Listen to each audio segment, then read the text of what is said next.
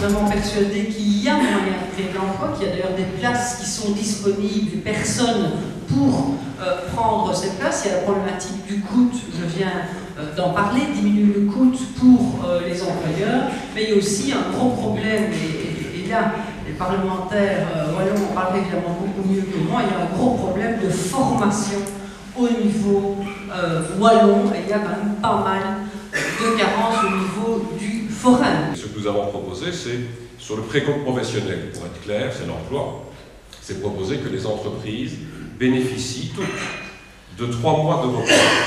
Donc les précomptes professionnels qui seront dus sur les salaires de mars, avril et mai, en fait qui sont payés en avril, mai, juin, soient décalés dans le temps.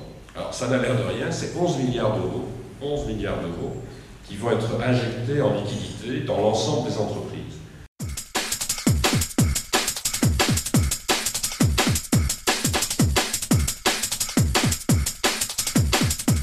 Nous n'avons pas du tout l'intention de baisser les allocations sociales, au contraire.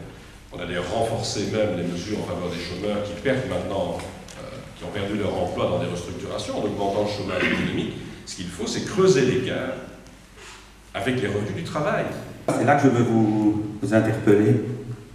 C'est que tout le monde reconnaît professionnellement l'innovation, mais finalement, il n'y a pas que nous, dans notre entreprise, qui innovons, il y a beaucoup d'entreprises en Wallonie qui innovent. Est-ce qu'on communique? Est-ce que la région dit simplement, savez-vous qu'il y a des innovations?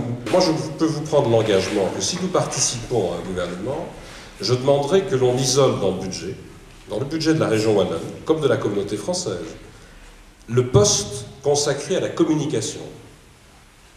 Donc on puisse dire, voilà ce que la région, en regardant ce qui a été fait ces dernières années, consacre, tout ministère confondu, à la communication. Et que ce budget-là, on le mette à disposition pour faire quoi? Pour lancer exclusivement, soit des campagnes d'intérêt général, je disais, ça c'est ce que le fédéral fait, la sécurité routière, mais il peut en avoir d'autres si on recrute dans l'enseignement, et sinon à disposition des acteurs wallons. Je parle de l'urbanisme, certainement, mais il n'y a pas que l'urbanisme, même des administrations fédérales qui sont des donneurs d'ordre importants ont des délais de décision qui sont, je veux dire, ça devient un peu surréaliste. Je ne comprends pas qu'on ne puisse pas accélérer les procédures. Je crois que ce qui pose effectivement le plus de problèmes, c'est la législation et son application en matière d'aménagement du territoire et d'urbanisme. Ce que l'on devrait faire, ce qui a été entamé pour les implantations commerciales, c'est ce qu'on appelle des délais de rigueur. Et si la décision n'est pas rendue dans le délai, elle est censée favorable. Il y a des grands ménages à faire et de leur montrer que ces gens-là, c'est eux qui ruinent la Wallonie, ce sont les fossoyeurs de la Wallonie. Ce n'est pas une caricature.